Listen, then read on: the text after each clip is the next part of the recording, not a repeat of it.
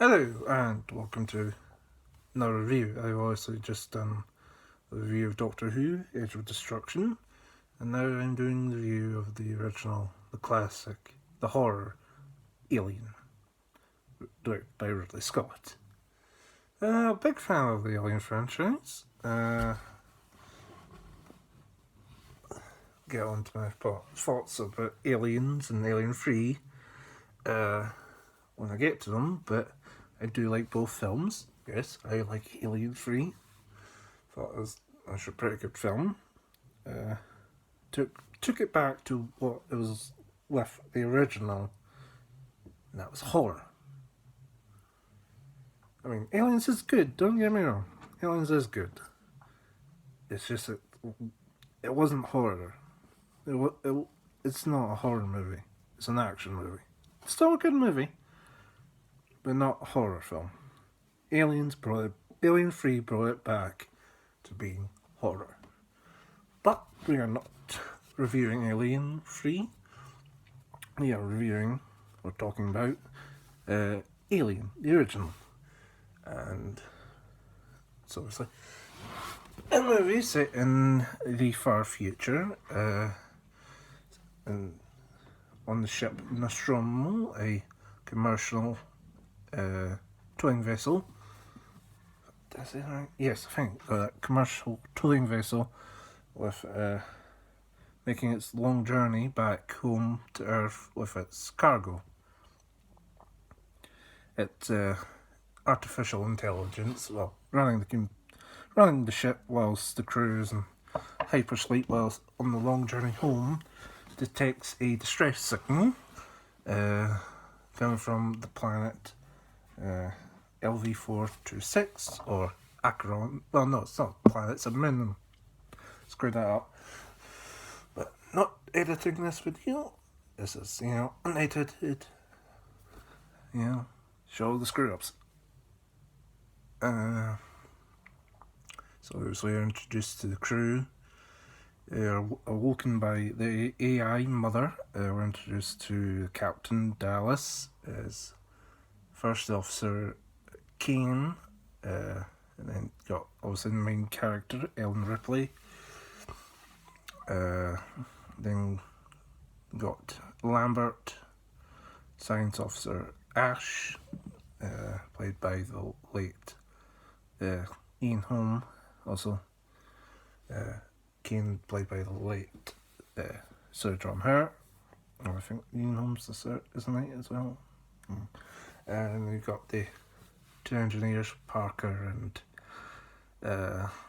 oh god damn it, Parker and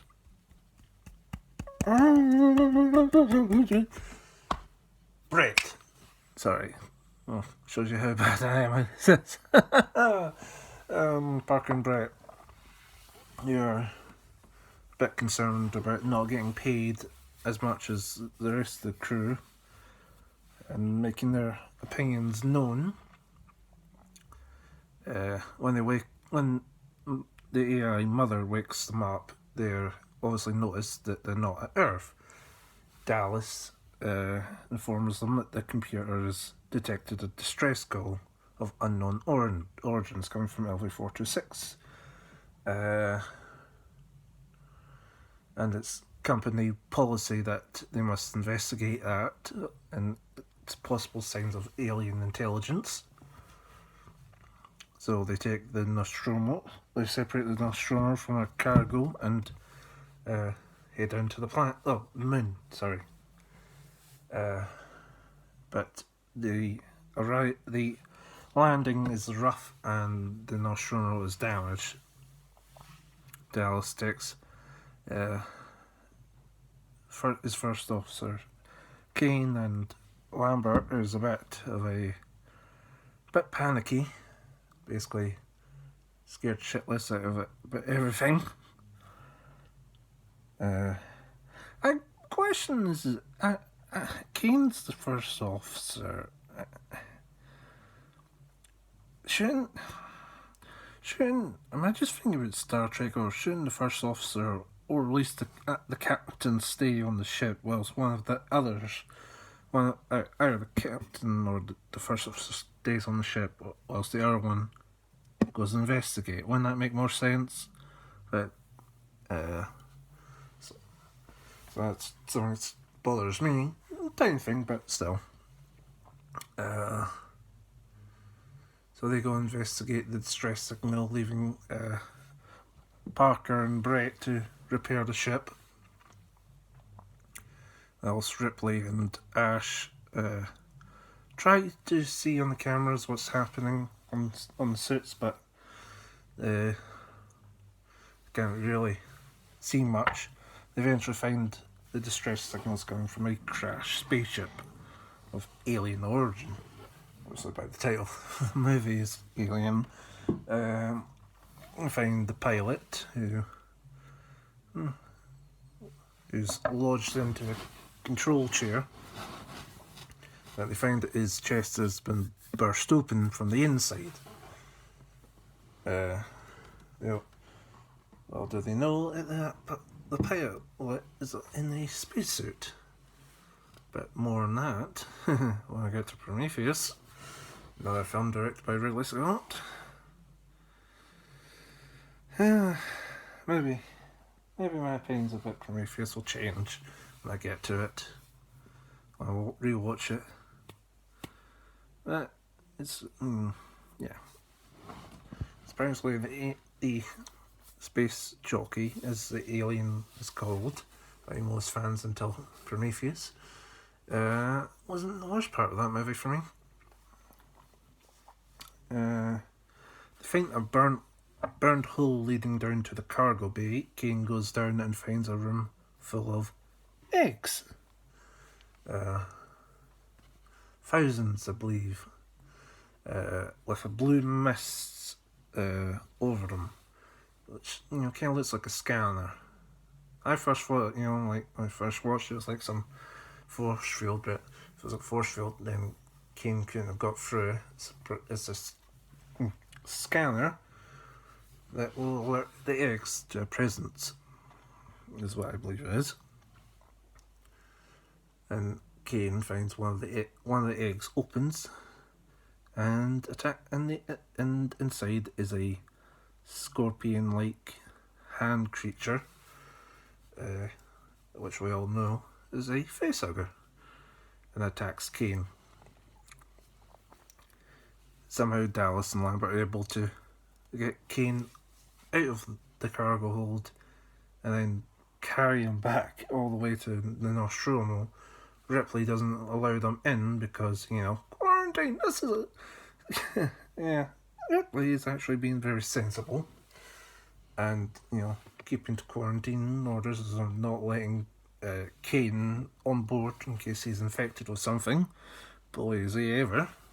But Ash disobeys orders and lets them on board. Ripley nearly gets her ass kicked by Lambert, which is the only thing that good that Lambert does in this movie, for nearly killing Kane. When they put Kane under the scanner, they discover the facehugger's got some sort of tube down his throat, and Dallas orders Ash to remove it. When they try to remove it, it spills its blood, and it turns out its blood is a molecular acid, I think I got it, that burns through 2 decks before stopping, so they can't remove it without seriously injuring or killing killing Kane. Sorry. And eventually they're able to repair the Nostromo and get off the moon. No, it's the planet again. And eventually the facehugger falls off of Kane and dies. Ripley gives Ash a talking to for letting the facehugger and Ash and Kane, the 2 characters mixed up, getting Kane and the facehugger on board, breaking quarantine and disobeying her orders. It's funny, get to it in a wee bit, but funny, you knowing what you know from later in the movie, you watch Ash's actions. They're There's a few moments where they're very telltale that he's not a very good person. Eventually, Dallas leaves Kane and the facehugger to Ash, which Ripley questions. And our question too is Ash is definitely a creepy, suspicious bastard. Brilliant, played by Ian Holm. Oh, the whole cast is good, but I would say the best performances are from Sigourney Weaver and Ian Holm in this movie. Eventually, Kane wakes up with very little memory of what happened, and they're not suspicious whatsoever. It's like they just let him leave medical bay and have dinner with the rest of the crew. Obviously, we know what happens, but if this was something else, he might have a disease and they're all potentially gonna get infected. But no, they don't get infected by anything. Kane is obviously infected, as we see what caused the space jockey to have a hole in his chest it came from the inside, as the facehugger deposited the alien, an embryo alien inside his chest, which bursts out of him, killing him immediately. Well, killing him immediately. Alien,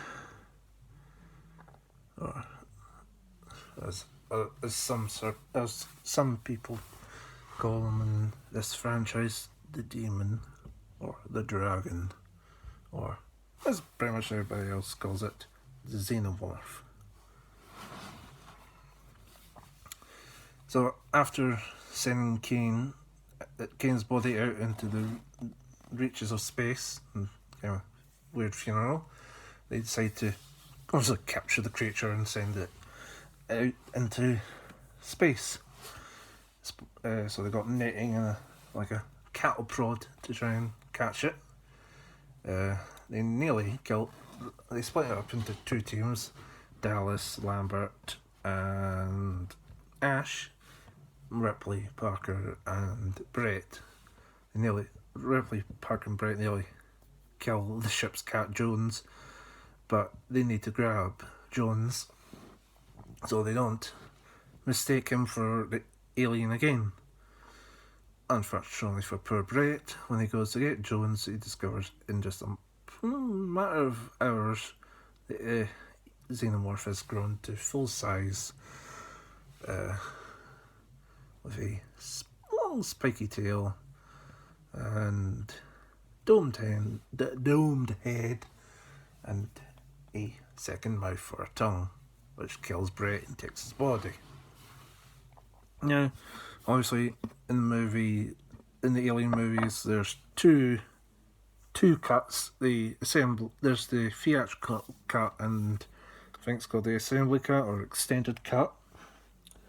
We also find out what happens to Brett. Before, when they were trying to track the creature, before Brett was taken, they managed to they're using these tracker devices, motion trackers, which is why they thought Jones was the creature, but they now know the creature is man-sized. So Dallas comes up with a plan to, using information from Ripley and Parker when they saw the creature take Brett's body into the air shaft, that they know that the creature's using the air shaft. So Dallas decides to go inside, taking a makeshift flamethrower to force it to an airlock where Ripley and Ash are waiting to eject it into space. It obviously doesn't go well, and Dallas is taken by the creature. No body, no blood, no Dallas. Ripley decides to use the same plan as Dallas, and then as the highest ranking officer takes command and tries to use Mother to find out if she can give her any helpful information on how to destroy the creature. Unfortunately, she discovers special order, which is only for Ash's eyes, but she's able to ride it. I can't remember what the special order is called, but it says keep the specimen alive on company orders, crew expendable. So, yeah, so Ash then tries to kill Ripley by suffocating her with a magazine, which, that's trying to say something there. But Parker and Lambert come to her aid and decapitate him. Which, killing a person by decapitation, but Ash is not a person, he's in fact an android. Able to temporarily repair Ash, at least it's said, so they can talk to him, and Ash confirms that the company knew about the creature's existence and sent the Nostromo to collect it, and Ash was put on board the Nostromo to ensure the creature's survival. Ash essentially tells them they're fucked. And, Ripley disables him. They decide to take their chances on board the Nostromo's shuttle, the Narcissa. So, Ripley decides to activate the Nostromo's self-destruct, whilst Parker and Lambert get cylinders for the oxygen for the Narcissa, and Parker destroys Ash's head with the flamethrower. Unfortunately, whilst Parker and Lambert are getting the cylinders for the Narcissa, they are attacked and killed by the Xenomorph. Ripley is able to find Jones, the two of them are last survivors, and she's able to activate the self-destruct. But before she can get to the shuttle, she discovers Brett and Dallas. Brett's dead, and Dallas is... she's dead, but discovers that the two are being transformed into eggs. Ripley grants Dallas's last wish and kills him with the flamethrower. So, before she can make it to the shuttle, she discovers the alien in her way. So, with time running out, she tries to stop the self-destruct. But Mother is a bitch and refuses to stop it. But when Ripley gets back to the shuttle, she discovers the alien not there. Well, or seemingly not there. And Ripley is able to escape just in time with Jones as the Nostromo explodes. Ripley then puts Jones into the stasis pod and prepares herself for stasis, but discovers the Xenomorph has managed to get on board. So Ripley puts on the spacesuit and proceeds to send use a harpoon to get the Xenomorph out of the airlock and into space. Unfortunately, it manages to hold on to an engine, but Ripley uses the engines to blow it to high hell and into space. Ripley then sends her a report, sends her last report as the last surviving member of the crew, and says that she'd be hopefully rescued in a few weeks. Well, at least picked up in a few weeks. Unfortunately, this does not turn out to be true. Sorry if this is. And the movie ends with Ripley and Jones heading into stasis and hoping to be picked up. Unfortunately for poor Ripley, she is not picked up very, very soon. Sorry if this was a bit rushed. I'm still trying to get used to reviewing these. But practice makes perfect. Right, that was my review of Alien. Good movie, good horror movie. Unfortunately, Ridley Scott's future movies are not so good. But that is my review of Alien. Again, might be a bit rushed, but practice makes perfect. Right, thanks for watching.